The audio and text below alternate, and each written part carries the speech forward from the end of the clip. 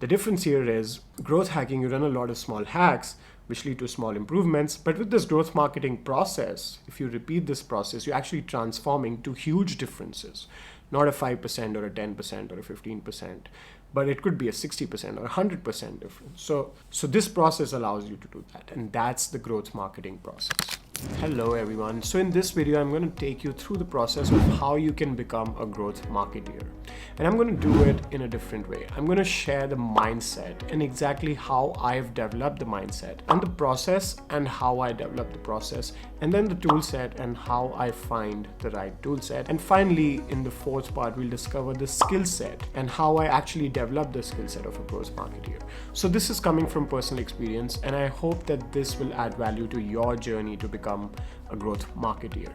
And I've made a video on how to become a growth marketeer with mind map of how you can actually execute it. So feel free to check it out, but this is more of a personal journey, and you can replicate this journey or learn from this journey on your path to becoming a growth marketeer. So first of all, I want to share the mindset of a growth marketeer. And a lot of people think about digital marketing and growth hacking and growth marketing differently. But one of the major differences is that growth marketing is basically the superset of all of these terms that you hear. So you hear lean marketing, you hear agile marketing, you hear growth hacking. All of these terms basically are all under the umbrella of growth marketing. Growth marketing essentially means that you're able to discover and explore new channels and ways of not just user acquisition, but also retention, revenue, referral throughout the growth funnel. And you're not limited by the most common or most popular or most saturated channels. So what this means is, as a digital marketer, let's say if you start a marketing campaign, you would typically think of like two different buckets. You'll think of the search or organic social, basically the organic bucket. And then you'll think of this paid bucket, which is essentially all of your ads and Facebook, Instagram, Google ads, and so forth. So you'll think of these two major ways of targeting a particular audience and reaching to a particular user. Now that's unfortunately either very slow, which is what happens with organic channels, or very saturated and expensive, which is what happens with paid channels. So there has to be a better way of doing it. Now, as long as you know where your target audience is, what are the channels that you can target, and the channels that this audience lives on or hangs out on, there have to be better ways to actually get those audiences from those channels to your funnel. I mean, that's eventually what all of marketing is all about. So you have an audience which you've defined, and then there are channels where this audience exists, and now you want these audiences in your funnel. What is this funnel that we are talking about? Now this funnel has basically people. Imagine like it's a user journey. So there are a lot of people who are at the top of funnel. There are many people who are in the middle of funnel, and then there are a few people who are at the bottom of funnel. And that's absolutely fine, because that's why it's called a funnel. There are going to be more and more people in the top of funnel, and then they'll be filtered down or funneled down. So growth marketing includes all of the different ways that you can basically, one, fill up the funnel. Second, guide the user through the funnel. Third, have the user refer more people to the funnel. And finally, also have the user generate revenue for your business, which is the eventual goal of marketing. As you can see, there's branding aspects to it, there's conversion aspects to it, there's all kinds of marketing goals related to it, but the eventual task is to have these people in your funnel. Now, typically, if you would approach a problem in a certain way, let's say, for example, if you have a goal in your company and you are a marketeer, you would think of the most common and popular and saturated channels, unfortunately. A growth marketeer would take a different approach. A growth marketeer would say, let's start from defining all of the possible channels. It may not be Facebook ads. It may be other mobile apps. It may be Reddit threads. It may be Quora forums. It may be scraping some websites, wherever I can get the audience from. So that's the first difference. Basically in your mindset, you would doubt the most popular channels and you would look for alternative ways to achieve the same goal, which is to get the people in your funnel. The second thing that you would do, which is again a mindset shift, is you would run small tests, iterations, and experiments. Now, small tests or iterations are basically like short sprints of marketing, which is what makes a difference between a growth marketeer or a digital marketeer, wherein you'll go lean in your first campaign, you'll get feedback, you'll see if CTRs are good, if your overall top of funnel metrics look good. Otherwise, you'll kill the experiment and you'll move on to the next one. And these are very short sprints. So these could be 10-day, 15-day, 30-day, 45-day sprints, wherein you collect your learnings and then restructure the campaign, revise the experiment to improve the learnings. And this reduces the waste that would go into a large-scale digital marketing campaign. So the other way to think about it is with an example. Let's say if you work with a big business and you're given a budget of, let's say, $10,000, and you're given an output associated to that budget. And this is what the business wants to achieve by spending that money. So let's say the output is to acquire 10,000 users. So now you have a goal of $1 per user acquisition. So if you run this campaign and you spend $10,000 and at the end of the campaign you realize that you acquired 5,000 users. So your cost per acquisition was actually $2. And now it's a failed campaign. But it's better to have a failed experiment than a failed campaign. And that's where the growth marketing mindset comes in. And it's a very lean, agile, and experiment-driven mindset that we try to build here, wherein you would go and say, I'm going to spend $100. And I understand that the first $100 would be used for testing and learning. And then I'm going to see what the results were at the very top of the funnel. How many people actually saw it, how many people actually clicked on it. So starting from your reach and then your clicks and then so. And then I would spend the next $100 and see if I'm getting a cost of acquisition of, let's say, $1.5. So now I've spent $200, but I've already acquired, let's say, a few customers. In the third phase, I would spend $100 and try to reduce my cost of acquisition from $1.5 to $1. And so far, if I've spent $300 and now I've finally got my learning that, hey, am I able to actually get this to $1 per acquisition? And by now, if I think that it works, if that's the number that I've achieved, then I would spend, let's say, the next $700, and that's how I would budget the first $1,000 versus running a campaign, setting a budget for $10,000. So that's another difference, which is a mindset difference as well, which is you have to think lean, agile, and have an experiment-driven mindset. And the third mindset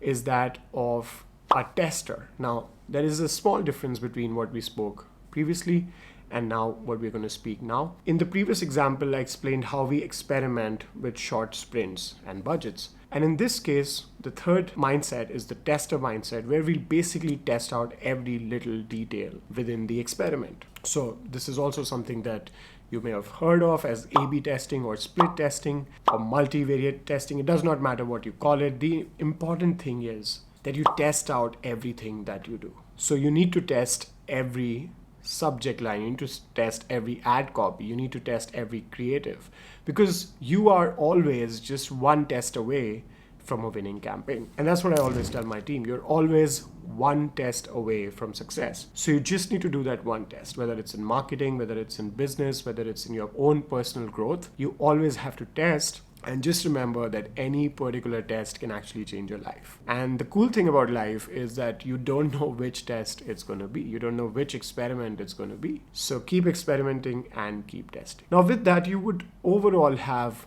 a good enough mindset to actually become a growth marketer. And the next phase that we are going to now transition into is going to be the process. Growth hacking versus growth marketing is a good concept to introduce in this case. Growth hackers typically would look for hacks to execute something. So quick, short, creative ways, and sometimes lag the overall process, because in the industry, growth hacking has been misused and sometimes overused and sometimes just used in a different way than it's actually supposed to be. So the process actually exists. It's just about learning the process and then implementing it. So your process of digital marketing and growth hacking and growth marketing obviously has some common elements.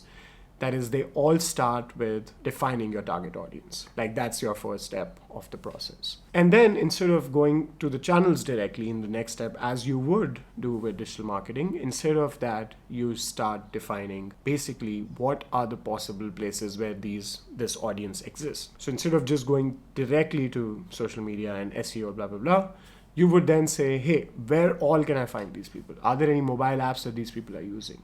Are there any forums that these people are hanging out? Are there any communities that these people have joined? Are there other competitors where these people are active?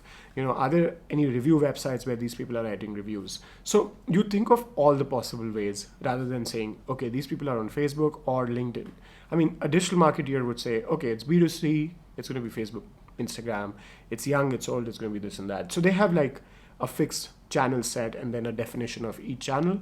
But as a growth marketer, you don't fix that channel set in your mind. Instead, you go out, research their audience, and then find the channels from the audience. So those are ways that you can find those offbeat channels. Once you've done that, then you design your experiments. So you generate all of your ideas, and your ideas are basically all experiments because they cannot be called campaigns, unlike digital marketing.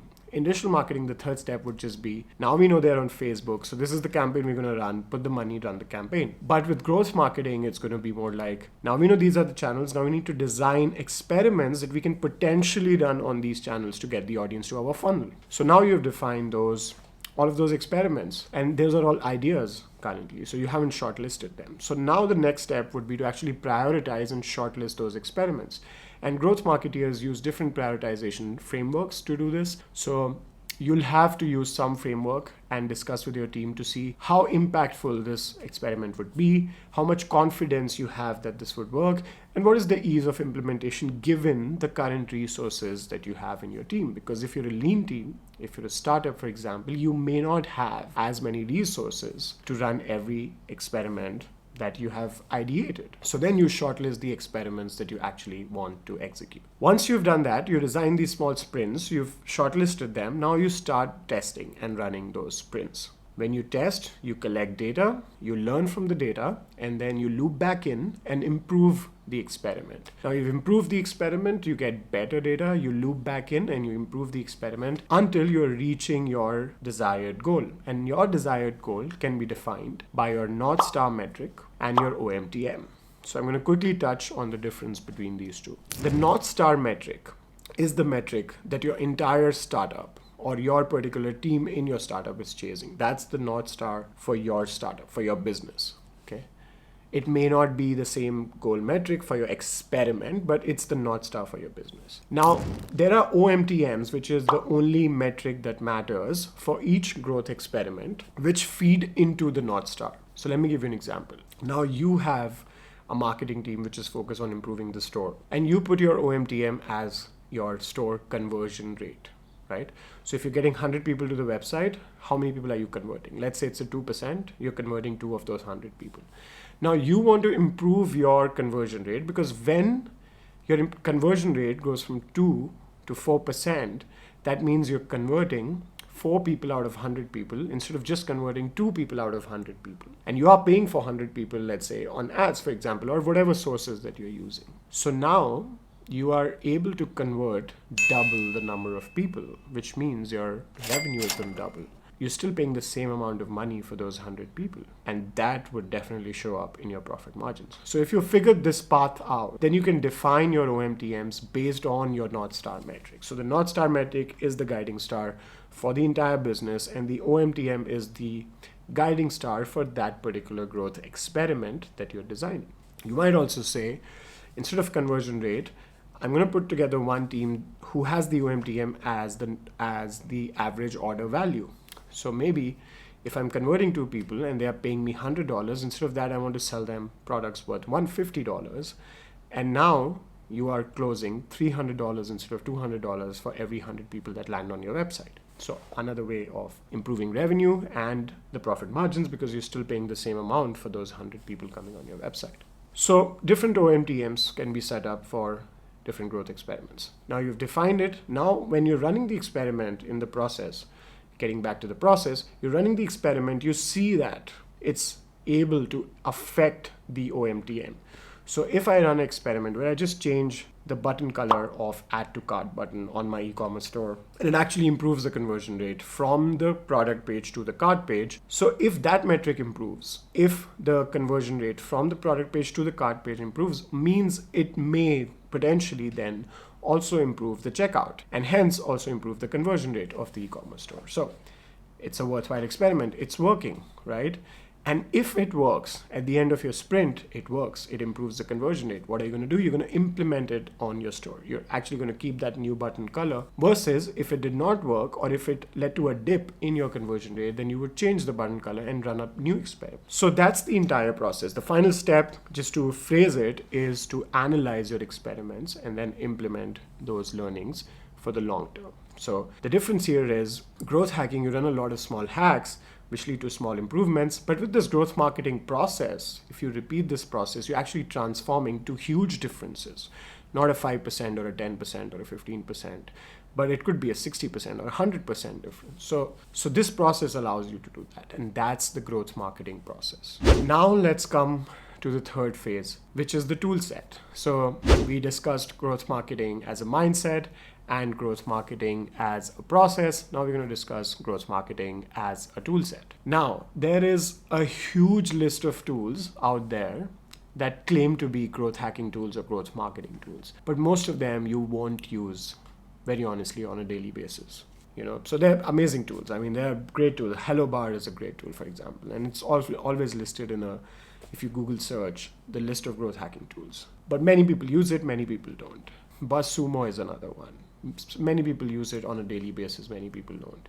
However, there are fundamental tools that you will always use as a growth marketer. I don't even need to tell you names. It's basically going to be one analytics tool where you can see all of your data quantitatively. Then you'll have one analytics tool where you can see all of your data qualitatively. It could be in form of user recordings or heat maps or whatever. Then there's going to be some tool which helps you split test. So there are different tools, different channels, and different tools for different channels to split test. You might use Google Optimize for your website. You might use Unbounce for your landing pages. You might use any email tool like ActiveCampaign for your email campaigns, or ConvertKit to A/B test your subject lines on your newsletter. It would depend on what channel we are talking about. If you're doing Facebook ads, you might use the internal A/B testing tool on Facebook ads. So it just depends on the channel. But instead of trying to learn every tool, what I would suggest is to learn the fundamental tools, to learn the basic tool set. And once you got that, you can actually learn any tool. So don't chase the tools. Also, don't chase the hacks. Build your mindset, build your process, and then focus on fundamental tools of doing growth marketing.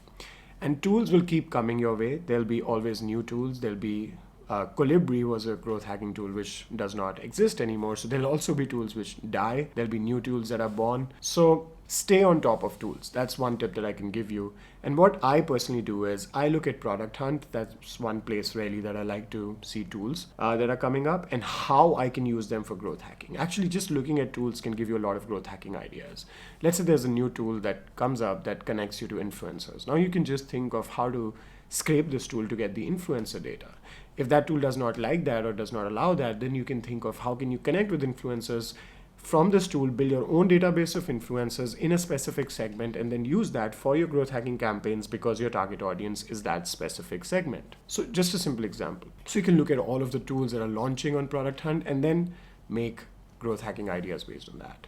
Just keep an eye on tools and your ideas will be generated by themselves because your brain is subconsciously actually working on growth hacking ideas all the time or growth marketing ideas all the time. It's basically about growth experimentation. And that's the commonality between growth hacking and growth marketing, is that both of them have experiments, and experiments need ideas, and ideas come from research or just studying what's happening in the industry and ecosystem on a regular basis. So make it a habit to look at tools coming up. What apps are suddenly getting trending on the App Store or Google Play?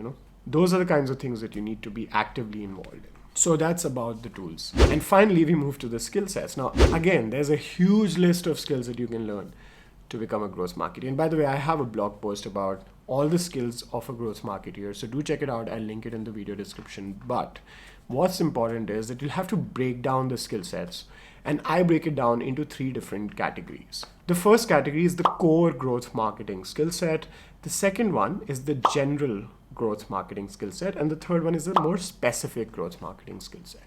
And the core one is actually something that we have discussed in this video to some extent. So it's the mindset, it's the process, it's the skills, knowing this whole skill set, knowing that there are 3 buckets of skill sets, it's itself a skill. Building the mindset is a skill. Not everyone can build the mindset. Knowing the process is a skill. Now, these are core. You need to have this to become a growth marketeer. The second bucket is the general skill set. So you can become a generalist growth marketeer if you have the general skills.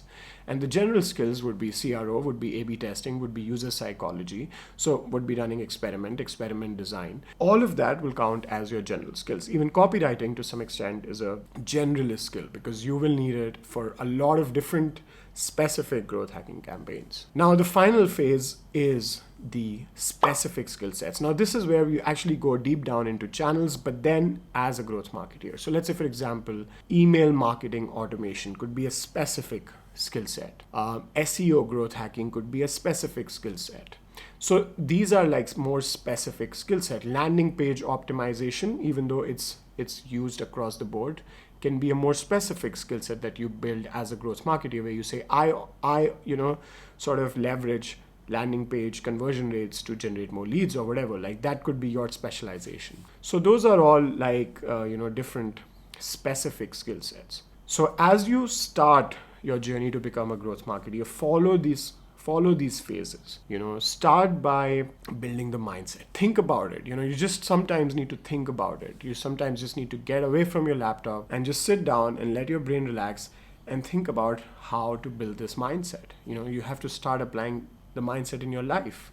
What kind of small experiments can you do in your own life to improve yourself is a good way to think about. Once you've built that mindset, then you review the process, and the process comes from practice. The more growth hacking or growth marketing campaigns you run, the more you learn the process. And then explore tools. Keep an eye on tools. Learn the fundamental tools. No matter what kind of growth marketing skill set you are eventually working towards, we all need analytics. We all need to understand user psychology. We all need a certain set of skills and tools.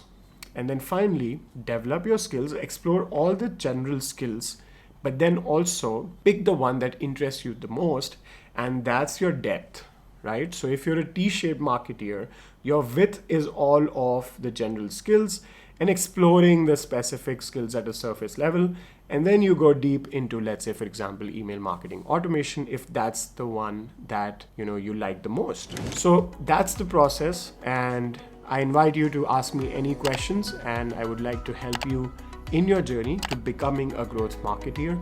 And the reason I'm saying this is because when I was learning how to become a growth marketeer, there wasn't a lot of guided information available. And with this bird's eye view, I think you'll understand better what's the process and what the journey looks like. And this is the exact journey that I have followed. So this video is coming from personal experience. And do let me know if there's any feedback, comments, or questions. I'll see you in the next video. Till then, ciao.